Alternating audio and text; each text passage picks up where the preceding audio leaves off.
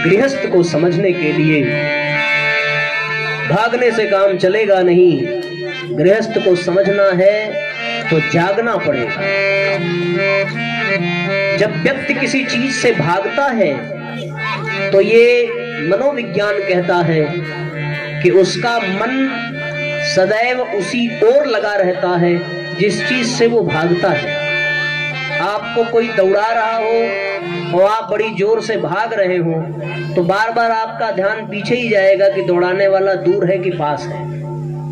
भागने से मन उसी वस्तु में लगा रहता है जिससे आप भागना चाहते हो। पर जागने का अर्थ है कि आप अपने विवेक के आधार पर निर्णय लेकर के उस वस्तु से ऊपर उठें। इसको कहते हैं जागना।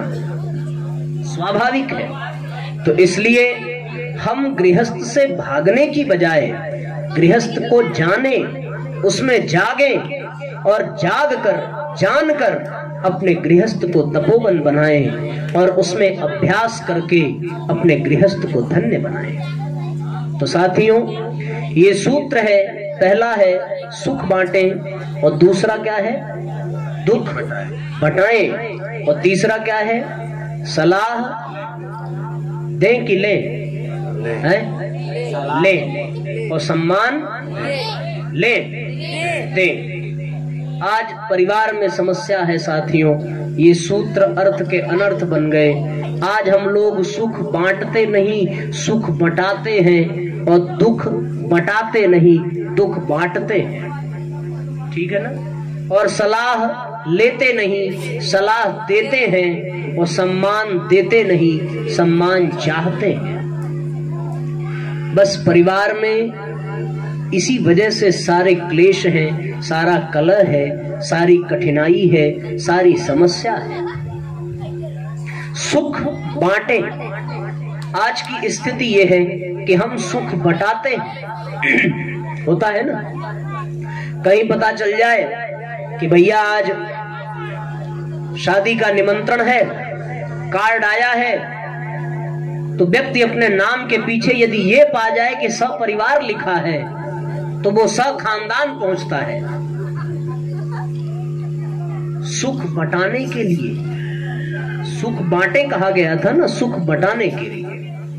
और यदि नाई, हमारे यहाँ निमंत्रण दिया था एक सज्जन को, तो वो अपने 6 और मित्रों को भी ले आए और बड़े भाव से उन्होंने सबसे परिचय कराया। और जिनके यहाँ गए थे वो भी मनी मन सोच रहे थे कि अब तुम भी जरा निमंत्रण दे के देखना, जब हमारी बारी आएगी तो हम भी बताएंगे। क्या हमारे पास मित्र ही नहीं है? तो हमें सुख को बांटना चाहिए। सुख को बांटने का अर्थ है कि जिस चीज से हमें प्रसन्नता मिले हम वही चीज दूसरों को भी दें। हमें यदि सत्संग अच्छा लगता है तो हम भी दूसरों को सत्संग के लिए प्रेरित करें। इसको कहते हैं सुख बांटना। और हम लोग सुख बटाते हैं। दूसरों को जिसमें आनंद हो उसमें हम सम्मिलित हो जाते हैं और उनके आनंद को कम कर देते हैं। हमें सुख को बांटना चाहिए।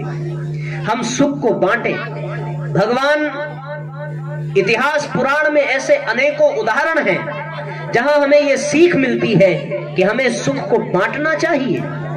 भले उसके लिए त्याग करना पड़े, भले उसके लिए कष्ट सहना पड़े, भले उसके लिए कठिनाई और परिश्रम करना पड़े। हमारे राम कथा में एक प्यारी सी कथा आती है साथियों।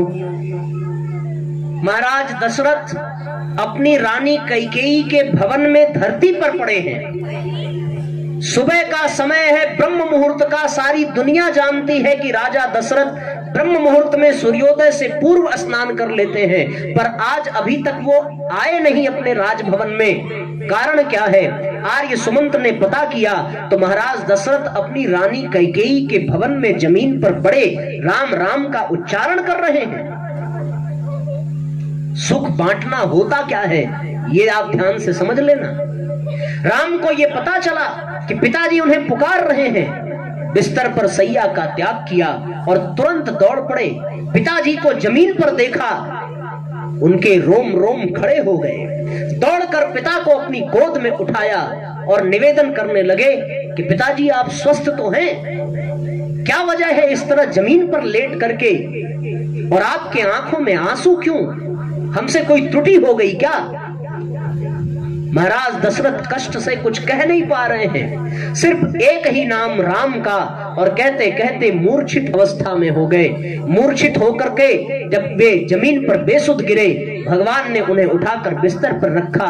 बगल में देखा खुले केस और बिना आभूषण के माता कैकेयी खड़ी है। भगवान ने पूछा कि मां, शायद पिताजी हमारी किसी त्रुटि से नाराज हैं, हमसे कुछ बोलते नहीं, इनके कष्ट का कारण क्या है, तुम हमें बताओ। कैकेयी ने मुस्कुराते हुए कहा कि बेटा, अपने पिता के कष्ट के कारण कोई और नहीं, सिर्फ तुम हो। भगवान राम ने कहा कि मां, विश्वास करो, यदि मैं अपनी पिता के कष्ट का कारण हूं तो मैं आपको आश्वासन देता हूं, यदि हमारे पिता के रास्ते में कहीं कांटे भी हो तो मैं अपनी चमड़ी से उनके जूते बनवा सकता हूं। मैंने अनजाने में कोई गलती की हो तो अलग बात है, जानबूझकर तो किया नहीं। यदि फिर भी कोई त्रुटि हुई हो तो बताओ, मैं अपने पिता के कष्ट को कैसे दूर करूं? कैकेयी ने कहा कि मैंने तुम्हारे पिता से 2 वचन मांगे थे, और एक वचन क्या मांगा था? बस इतना मांगा था, पहला कि राम की जगह भरत को राज्य मिले। भगवान मुस्कुराए, कहने लगे मां, दूसरा वचन क्या है? दूसरा कहा उन्होंने कि 14 वर्ष के लिए तुम्हें वन जाना होगा, वलकल वस्त्र धारण करके। सुख बांटना किसको कहते हैं, इस प्रसंग से आप समझ सकते हो। भगवान मुस्कुराए, कहने लगे मैया, तूने मेरे मन की बात छीन ली। जब से मैंने सुना है कि मैं राजा बनूंगा, मैं रात भर सो नहीं पाया। हम चारों भाई एक साथ पले बढ़े, एक साथ विद्यालय गए, एक साथ शिक्षा पाई, एक साथ विवाह हुआ, फिर राजा मैं अकेले बनूं, ये स्वीकार न था। तूने मेरे मन की बात की है मां। यदि मैं राजा बनता तो लोग मुझे राजा कहते, लेकिन भरत राजा बनेगा तो मुझे राजा का बड़ा भाई कहा जाएगा, मुझे और सम्मान मिलेगा। सुख बांटना इसको कहते हैं। भले अपने जीवन में कष्ट आ जाए, भले अपने जीवन में समस्या आ जाए, पर सुख बांटने का नाम है त्याग करना, सुख बांटने का नाम है बलिदान करना। और साथियों, जिसने बलिदान करना सीख लिया, जिसने त्याग करना सीख लिया, उसी के जीवन में सुख बांटने की कला का विकास हो सकता है। ये तो सत्य है कि सुखस्य दुखस्य न कोपि दाता, कोई किसी को दे नहीं सकता। काहू न को सुख दुख कर दाता, सब कृतकृत्य भोग सब त्राता। अपने ही कर्मों को सब भोगते हैं, कोई किसी को न सुख देता है न दुख देता है, ये सत्य है। लेकिन हम सहयोग तो अवश्य कर सकते हैं। भगवान ने भरत की खुशी के लिए, कैकेयी की प्रसन्नता के लिए अयोध्या जैसे साम्राज्य को त्याग दिया, और ये कह दिया कि मां, यदि मैं अयोध्या में होता तो शायद मुझे चैन न मिलता, पर मेरा सौभाग्य है जो तूने मुझे वन भेजा। मैं ऋषियों से मिलूंगा, तपस्वियों से मिलूंगा, साधना करूंगा, आत्म कल्याण करूंगा, ऋषियों की सेवा करूंगा। मित्रों, सुख बांटना इसको कहते हैं। तो सुख बांटने की परिभाषा यदि देखी जाए तो दूसरे शब्दों में एक ही बात आती है, और वो है ये कि त्याग करने की प्रवृत्ति जिसके मन में होती है, बलिदान करने की प्रवृत्ति जिसके मन में होती है, वो भैया सुख बांट सकता है।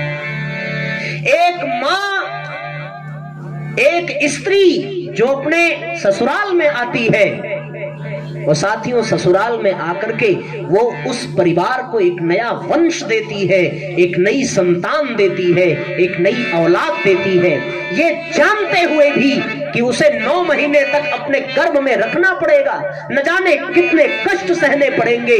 सुना तो ये भी है कि एक माँ जब बच्चे को जन्म देती है तो मृत्यु तुल्य कष्ट होता है। इस कष्ट को भोगने के बाद भी वो तैयार है, वो प्रसन्नता देने के लिए, वो सुख बांटने के लिए। मित्रों, त्याग इसको कहते हैं, सुख बांटने की प्रवृत्ति इसको कहते हैं। कोई भगत सिंह नाम का लड़का रहा होगा इस दुनिया में जो जानता था कि उसके मर जाने से उसका सब कुछ समाप्त हो जाएगा, उसके नसीब में सिर्फ फांसी का फंदा ही आएगा। लेकिन साथियों, उसे कहीं न कहीं ये एहसास था कि यदि मेरा देश आजाद हो गया तो भैया यहाँ इस देश के निवासी जो हैं वो आगे चल करके सुख प्राप्त करेंगे। मित्रों, सुख बांटना इसको कहते हैं। परम पूज्य गुरुदेव दुनिया में आए, वो जानते थे उनको आत्म कल्याण नहीं करना था, वो तो मुक्त स्तर की आत्मा थे, लेकिन फिर भी उन्होंने छाछ और जौ की रोटी खा करके 24-24 वर्ष 24-24 लाख के 24 महापुरुष जन्म किए। किसके लिए?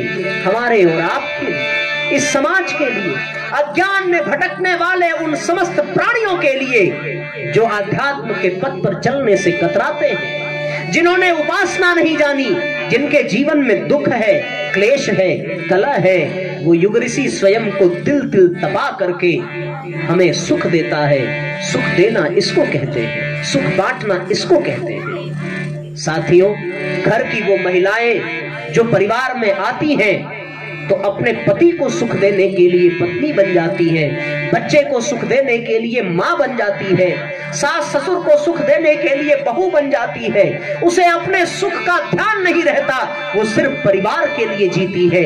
धन्य हो आप माताओं जो अपने सुख की तिलांजलि दे देती हो अपने परिवार के लिए, अपने बच्चों के लिए। इतना बड़ा त्याग पुरुष कभी नहीं कर सकता, कोई जीव नहीं कर सकता जो एक माँ अपने बच्चे के लिए करती है, एक पत्नी अपने पति के लिए करती है, एक बहू अपने सास ससुर के लिए करती है। सुख बांटना इसको कहते हैं। और सुख बटाना, सुख बटाने में स्वार्थ है, सुख बटाने में लोभ है, सुख बटाने में मोह है। ये स्वार्थ ही तो है ना सुख बटाना। घर में भतीजा हुआ, ननद झुआ भरे के मुंह लेके खड़ी हो जाइए, भाभी लड़का हुआ है, हम तो सोने से कम नहीं लेंगे। ये सुख बांटना नहीं है, सुख बटाना है। तो भाभी भी याद करती है मन ही मन कि जब मैं विवाह करके आई थी तो तुम किस तरीके से मेरे सास से मेरी शिकायत करती थी। क्या वो ननद ऐसा करती और अपने भाभी से जाकर के कहती कि भाभी तुम तो इस परिवार में नई नई आई हो, इस परिवार के लोगों को कैसे रखना है, कैसे मनाना है, आओ मैं तुम्हें सिखाती हूँ। तो उस ननद से बढ़कर उस नई नवेली दुल्हन के लिए कोई और बहन कभी नहीं हो सकती थी। लेकिन साथियों, उस ननद ने अपनी भूमिका नहीं निभाई। सिर्फ उसे सुख बांटना नहीं है, सुख चाहिए। रक्षाबंधन आ जाए भैया का 12 नोच, मैं तो तरह मनाऊं, कपड़ा चाहिए, ये चाहिए, वो चाहिए। सुख बांटने का अर्थ है त्याग और सुख बटाने का अर्थ है स्वार्थ, सुख बटाने का अर्थ है लोभ। तो परिवार में साथियों एक ये गुण होना चाहिए कि हम सुख बटाए नहीं, सुख बांटे। हम दूसरों के सुख के लिए करें। कल्पना करके देखो कि तुम्हारे घर में रहने वाला तुम्हारा पिता जब सुबह एक बार अन्न ग्रहण करके घर से बाहर निकलता है और पूरा दिन बाहर घूमता रहता है, धूप में गर्मी में पसीना बहाता है, किसके लिए? ताकि वो आपको सुख दे सके। वो अपने लिए कोई दवा भले न खाता हो, पर घर लौटते समय आपके लिए फल अवश्य लाता है। वो अपने भले पंखे से हवा कर लेता हो, पर आपको सुख मिले, आपके घर में कूलर और एसी की व्यवस्था करता है। उसने अपने जीवन में भले पढ़ाई न की हो, पर आपके लिए वो नौकरी करके आपको पढ़ाता है। मित्रों, सुख बांटना शायद इसी को कहते हैं। एक माँ चाहे उसकी तबीयत खराब हो चाहे न हो, आपको टिफिन देने के लिए सुबह उठती है। एक पत्नी जो पहले आपको भोजन कराती है और जब तक आप न कर ले तब तक वो करती नहीं है। साथियों, सुख बांटना इसको कहते हैं। तो सुख बांटना है, जीवन में सुख बांटिए। और ये प्रकृति का नियम है, आप जो देंगे बदले में वही मिलेगा। मानते होगे नहीं इस बात को? आप जो देंगे बदले में आपको वही मिलेगा। और न विश्वास हो साथियों तो चले जाना पलई पट्टी चौराहे पे और किसी अजनबी को 2-4 गाली दे के देखना, बदले में तुम्हें क्या मिलेगा खुद समझ में आ जाएगा। जहां एक बार आपने मुंह से गाली दी तो बदले में गालियों की बौछार पा जाओगे, ये जान लो। और न विश्वास हो तो आपके बगल में जो बैठे हैं उनको एक थप्पड़ मार के देखो, तुरंत बदले में आप भी पा जाओगे, टपाक से क्रैक लगी तब गाल लाल हो जाएगा। ये प्रकृति का नियम है। आप जो देंगे बदले में आपको वो मिलेगा। आप किसी को सम्मान देंगे तो आपको सम्मान मिलेगा। आप किसी को प्रसन्नता देंगे तो आपको प्रसन्नता मिलेगी। आप किसी को दुख देंगे तो बदले में दुख मिलेगा। आप किसी को प्यार देंगे तो बदले में प्यार मिलेगा। आप किसी को, नियम है भैया, सब मिला करके नियम है। धरती अनाज तभी देती है जब तुम अनाज के बीज उसमें देते हो, मानते हो ना? अनाज का बीज बोया जाता है तभी तो अन्न मिलता है, और कई गुना होकर के मिलता है। ये भी दूसरा सिद्धांत है कि जो दोगे उसका 10 गुना मिलेगा। एक गाली दोगे तो बदले में एकदम लाइन लग जाएगी, सुन के अघा जाओगे, ये जान लेना। जैसे बीज के लिए एक दाना दिया जाता है और बदले में धरती हमारा भंडार भर देती है, उसी तरह साथियों प्यार आप किसी को थोड़ा सा दे, बदले में वो आपको इतना प्यार देगा।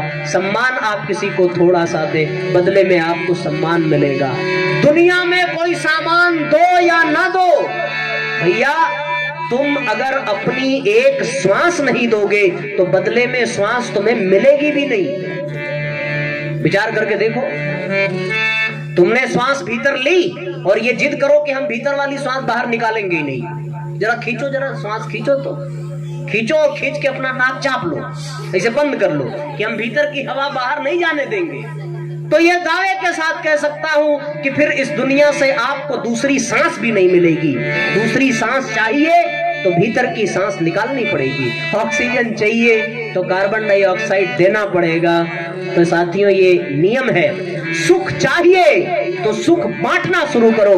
मैं दावे के साथ कह सकता हूं दुनिया में कोई दुखी रहेगा ही नहीं। सारी सृष्टि में सुख का ही साम्राज्य होगा। सारी दुनिया में सुख ही सुख होगा, कहीं दुख नहीं होगा।